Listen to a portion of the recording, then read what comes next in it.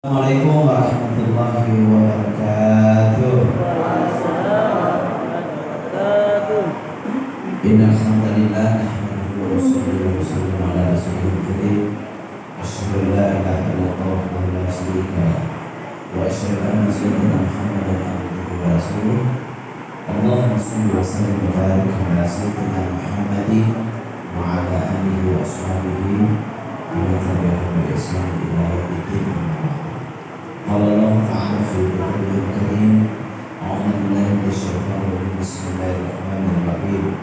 Subhanalladzi asra bi 'abdihi laylan min al-masjidil haram ila al-masjidil aqsa alladzi barakna hawlahu linuriyahu innahu sami'un.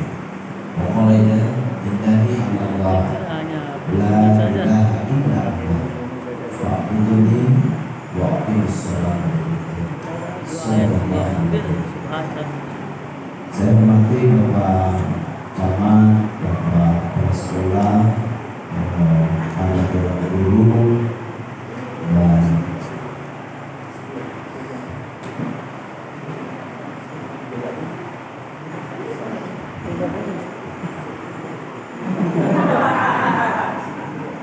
belum selesai.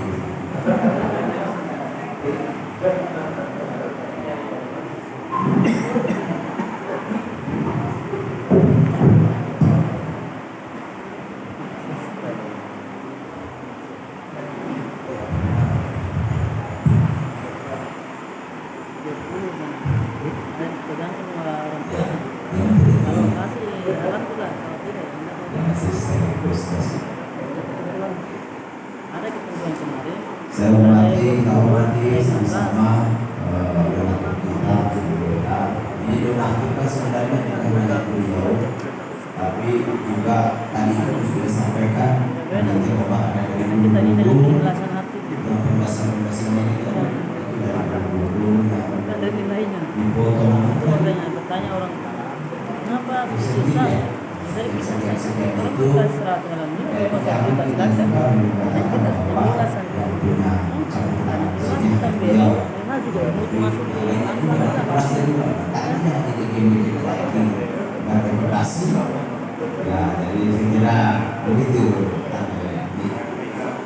Assalamualaikum. Salam tadi. Tentu pertama-tama kita syukur hari ini karena apa? Karena kita masih bisa berkesempatan untuk bisa melaksanakan namanya Isra dan Mi'raj Nabi besar Muhammad sallallahu alaihi wasallam. Tentu rangkaiannya adalah kita membangun ini.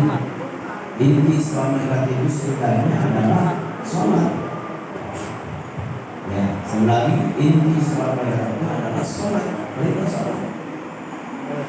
Itulah yang cikal bakal yang menyebabkan sehingga di bumi ini kita diperintahkan Allah untuk membangun masjid. Dan masjid yang pertama dibangun itu adalah namanya Masjid Quba. Ini pertama dibangun oleh Nabi pada saat pindah atau hijrah dari kota Mekah ke kota Madinah. Kenapa di kota Madinah dibangun di Masjid Quba? Karena disinilah cikal bakal akan membangun peradaban Islam yang lebih besar. Ya bukan di kota Mekah. Dan beliau itu berdakwah di kota Mekah selama 10 tahun lebih. Ada mengatakan 10 tahun sekian hari, sekian bulan, sekian tahun. Tetapi jumlah ulama mengatakan 10 tahun. Berapa orang yang ikut? Ya kurang lebih 100 orang saja. Itu 10 tahun berdakwah. Lalu kemudian hijrah ke kota Madinah, itu kurang lebih juga 100 orang saja yang ikut. Ada di sinilah 100 orang ini terus berkembang, di Mekah juga 100 orang berkembang. Alhamdulillah sekarang ini berjuta-juta orang yang sudah masuk Islam. Kenapa?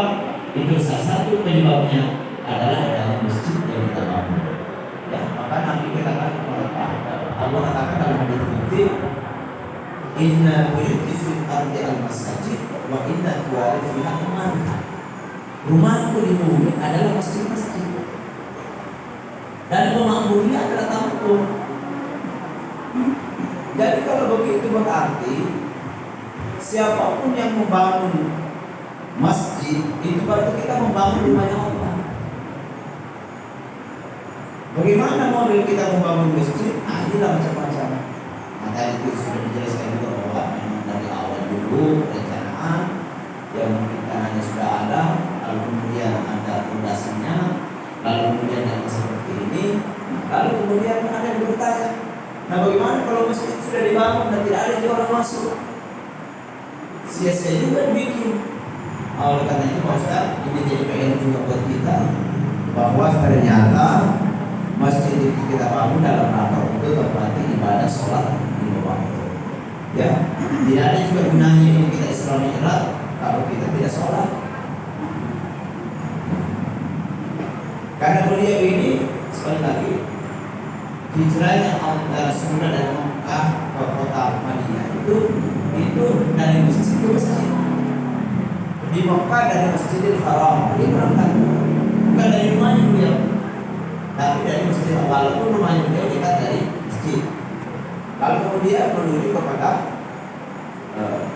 kalau sekarang ini namanya Palestina. Disitulah tempatnya yang namanya Masjid Kuba. Ya, kurang lebih itu aja. Kalau dari kita dari Madinah itu dari Masjid Nabawi kurang lebih sekitar 5 kilo yang menuju ke situ. Ini Masjid Kuba. Nah, sehingga saya ingin sampaikan kepada kita bahwa apa yang kita sudah keluarkan untuk membangun masjid ini luar biasa. Itu kita baca-baca dalam hadis tadi. Sudah disinggung juga tadi dengan Pak Abed. Siapa yang membangun masjid ini, maka dia akan dibangunkan istana mewah megah di dalam surga, sekalipun dia membangun masjid itu sebesar tempatnya, itu kata Nabi, tempatnya burung bertelur. Berarti ukurannya tidak seperti ini juga. Artinya siapapun yang mengeluarkan rezekinya untuk membangun masjid itu juga akan dibangunkan istana. Jadi siapa yang banyak bantuannya maka kasarnya satu bantu kedua atau istana dari kaki. Dan kepada itu binana manu tintal lo pada juga itu istana dia. Ya, jadi tergantung bagaimana kita mengeluarkan. Nah, kalau tentu kita sebenarnya semakin banyak semakin banyak. Ini juga yang saya sampaikan kepada sekolah. Biasakanlah anak-anak kita kalau dia masuk ke masjid ini ada namanya celingan itu diedarkan. Mungkin ada sisa belajarnya supaya terbiasa dia dari sekolah untuk melakukan itu. Supaya nanti kalau besar pada diri kita, ini soalnya manut saat itu perasaan tak jadi itu celingan teman-teman. Nah itu dalam buku itu, yang kiri itu celingan itu pura-pura itu, nanti teman-teman ada sikir. Nah sama lain ini apa salah untuk celingan pura-pura itu subhanallah subhanallah. Beda kan subhanallah subhanallah. Laku yolona, torong ini apa mandang? Masalah orang itu aku mana nama alhamdulillah. Ini biasa saya sampaikan Pak Ustaz. Ini di atas mimbar kadang-kadang kita hebat di atas mimbar. Sedekah. Ustaznya turun dari mimbar, lindung celingan sikir. Itu namanya kamu makan di bawah antak dulu malah tak. Allah sangat murka kepada kamu karena kamu cuma pandai ngomong, kamu sendiri tidak bisa lakukan. Sama lagi di sekolah kita ini, guru-guru kadang mengatakan masih banyak kok ya. Nanti guru, nanti di kelas cari tole, matiranmu. Ini juga kejadian apa? Guru apa? Jangan orang ngomong. Mana guru kadang di kelas, mana tahu matiranmu, mau untuk kepala. Ini juga ibu-ibu ya kan? Itu kadang-kadang itu kita bilang sama rata. Jangan bawa HP. Namanya tamu di kelas ini tugas siswa apa diputar tengok HP. Ulangan duduk. Ini anak saya punya anak dari bagus banget. Saya punya anak waktu itu SMP sekarang sudah punya itu. Memang anak saya itu suka protes kayak ayamnya. Itu dia kayak gurunya. Jangan bawa HP. Sekali datang kelas, nanti mau tugas siswa, tak pernah itu HP yang lintas. Tak hari, Lepas ada protes anak saya, ibu, kenapa ibu mengatakan jangan bawa HP?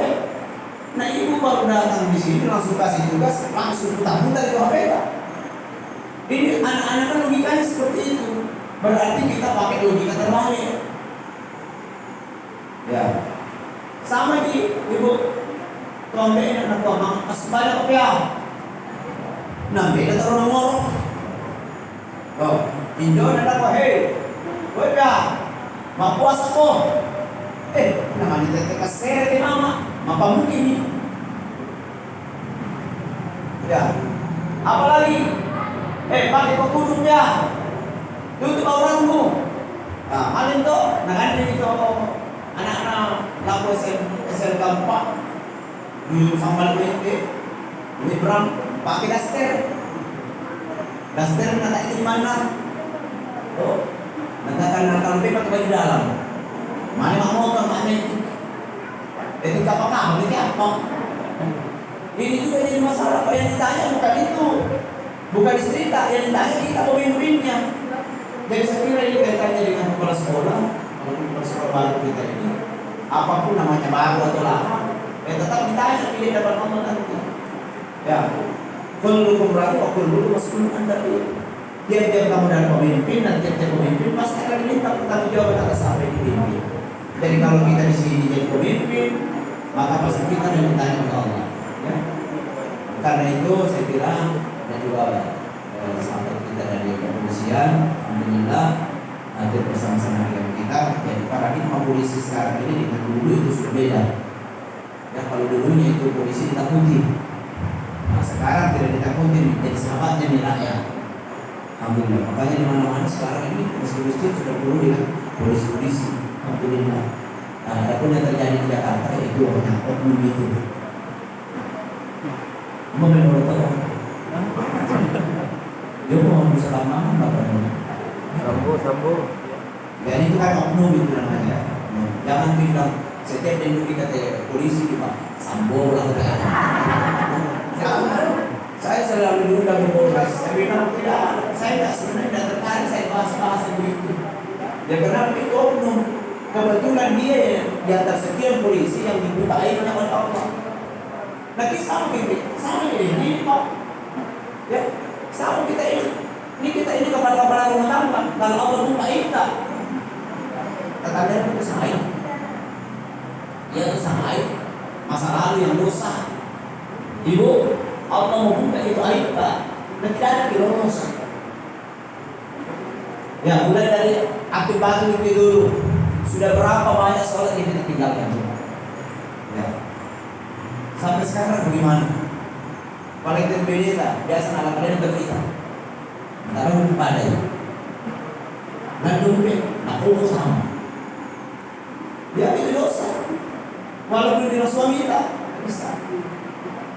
Ya, termasuk yang usaha-usaha bisnis itu. Kalau Allah buka, biasa mati-mati menggolah. Dapat air sana, ini dapat air. Anak kurang tali ons. Tapi tadi pada Hasan, dia tuh bercerita, terjun pasar. Jadi kita kampung, saya kampung. Nah, tapi aku anak kan biasa rata-rata pada tuh masih muda. Apalagi itu Pak Balung durian, bila tak airnya. Oh, pada kota airnya. Nastel ke Tulina, ya atau di Malotong juga, kuliah sana tuh, naparan melalui, jadi dia tuh pangal kita nanti ruangan bos balik, nakon teh, kalau di rumah, namun singa, saya nanti apa, air itu namanya. Jadi kalau bicara air Pak tidak ada kilo sebenarnya. Nah, makanya saya katakan tadi itu ada air, kan? Ada sekarang ini itu di pajak. Jadi itu jadi masalah. Artinya beda dengan pada saya juga mendatang itu anak-anak yang bahasa anak-anak tahu yang kebetulan anak mereka kasar anak solana hampir atau solana seperti Surat sekarang ada. Mansir. Tingginya mansir. Tahu mansir kalau Jawa. Ini digusur kan. Jangan sampai kepada orang tuanya. Harus nanti ujungnya pencucian uang. Oleh karena itu saya sampaikan kepada kita, sholat ini menjadi perisai bagi kita. Ya, yang tema sembahyang itu simahum fi wujuhihim, tanda-tanda mereka tampak di wajah dan bekas sujud dari Allah. Ya, walaupun bekas sujud ini yang dimaknai menurut kita Profesor Kofi Musyihat itu adalah bekas-bekas yang dimaksud setelah kita sholat masuk di dalam kehidupan sosial, itu nilai sholat kita bawa. Bagaimana nilai sholat kita bawa? Ya ulun mulia, aja tak rendah, tapi kesujud ke Allah Ta'ala. Tidak ada beda itu antara kepala yang mulia dengan kaki yang rendah. Maksudnya apa? Kepala sekolah dengan guru yang lain, siswa, imam di depan, kepala sekolah yang tangan dia, dia ketemu guru lagi kiri kanan, siswa. Itu nanti tidak ada beda lagi. Mana kepala sekolah dalam pandangan Allah dan mana yang bukan kepala sekolah. Selesai sholat, assalamualaikum warahmatullahi wabarakatuh. Lalu kemudian di situ kita hadirkan kebesaran Allah Subhanahu wa Ta'ala. Nah, ini kalau kita menjelaskan di Islam kita ini banyak sekali. Saya langsung saja inti misal sholat. Ini anak-anak semua yang di luar ini itu investasi orang tuanya yang terbaik. Bayangkan Pak, harapan tak orang tua sama anak. Suatu saat meninggal kita kemasan itu amalan. Tidak lagi kecuali 3 perkara. Sedekah jariah, awal minta ini. Nah, ini ketiga. Allah lebih soleh menjadi ulang anak yang soleh yang selalu mendoakan teman-teman. Tapi masalahnya tak harus sembahyang. Ya, hebat itu anak tak. Ranking bisa hidup ke sekolah, taruh selesai masuk perguruan tinggi, lagi hebat lagi di sana, masuk dalam dunia kerja, hebat dunia kerja, muda dan lena. Tapi tak ada masuk sembahyang bila berdoa. Nak pada minta la yurfa'ulahu du'a'un ila sama, doanya tidak diangkat oleh Allah ke langit, bagi seluruh doanya ditolak oleh Allah. Walaupun dia mendoakan kita. Sebaliknya, anak tak ada masuk sembahyang, tapi kita termasuk tak masuk sembahyang. Nak pada minta dia tak ada masuk sembahyang, anak masuk sembahyang, laisa lahu haqqun fi du'a'i sholihin. Dia itu tidak mendapat bagian dari doa-doa orang soleh, termasuk dari doa anak yang soleh dan soleh yang tidak berhak diperoleh doa. Menyumbang ke masjid, tapi tak ada masuk sembahyang. Apa kita dapat dari sini? Maka ada minta kullu amalin ya'maluhu la ya'juruhu Allah alaihi. Seluruh amal solehnya tidak mendapat ganjaran pahala dari Allah. Maka muka di bulan Ramadan, bangga dia apa muka? Ya sedekah, tapi tak ada masuk sembahyang 5 waktu. Mulai lanjut tanggung pulau Allah tengah puasa, tapi tak ada sembahyang setelah selesai sholat puasa. Maka kullu amalin ya'maluhu la ya'juruhu Allah alaihi. Seluruh amal solehnya tidak mendapat ganjaran pahala dari Allah. Apa yang jadi berbahaya Bapak Ibu? Yang kedua kita tahu tak ada sembahyang. Ibu, wanita mari menjaga, kita kalian mari menjaga, tapi tak ada sembahyang tuh saul barakatuh min umri. Allah cabut keberkahan umurnya. Kalau dicabut berkah umurnya itu suami tak mari menjaga, maka sebentar dia pulang membawa rezeki, maka semua rezeki yang dibawa pulang semuanya sudah dicabut berkah. Kalau itu banyak rezeki yang dibawa pulang, dalam pandangan kita memang itu kemuliaan, tapi dalam pandangan Allah itu adalah kehinaan. Kita bangun rumah mewah, tapi ternyata dalam rumah tidak ada yang sholat, dia tak ada masuk sembahyang, dia tak ada masuk sembahyang, anak kampung tak masuk sembahyang, ragu dengan itu lagi. Maka yang penuh yang mengatakan malaikat, tapi yang dulu adalah iblis dan syaitan sudah penuh di dalam. Yang sedikit saja masalah dalam menuntut dari besar. Contoh, saudara menonton kopi, tak pasti pintu menyetak, tak pernah bentuk beras, lalu terima dalam masalah. Nah, pada ini masalah ini di sini ada lupa. Waktu terima saja beras, walau kita kompor dari masalah ini. Akhirnya apa? Hancur rumah tangga hanya karena apa? Hanya karena persoalan kopi bawah. Ya, apalagi kalau sudah ada pihak ketiga yang masuk dalam rumah. Ya, oleh karena itu saya sampaikan sekalian bahwa mudah-mudahan sholat ini menjadi perisai dalam kehidupan kita. Saya kira itu saja karena sudah pas setengah 12. Ya, mudah-mudahan setengah jam ini kita persiapan untuk menuju ke masjid dan kita beribadah untuk melaksanakan sholat Jumat, khususnya bagi laki-laki menjadi fardu ain, maksudnya wajib yang sangat dikeraskan. Yang ada saya ingin mengatakan, kalau dibawa kereta masih banyak cuma kalau dia mati maka dia matinya mati kafir. Saya kira ini yang saya sampaikan, mudah-mudahan ada manfaat. Akhirnya kita tidur dengan bersama-sama berdoa di hadapan Allah Subhanahu Wa Taala, dan tentu doanya kita wajib bersama membaca surah Fatihah. Ini diperuntukkan untuk junjungan kita Nabi Muhammad SAW yang hari ini kita pernah Isra dan Mi'rajnya, semoga kita mendapatkan syafaatnya dan sekaligus kita nanti bersama beliau dan saudara Allah Subhanahu Wa Taala, dan sekaligus juga untuk seluruh donatur-donatur yang telah memberikan sumbangan di masjid ini. Ila hadratin Nabi Muhammad SAW, Bismillahirrahmanirrahim.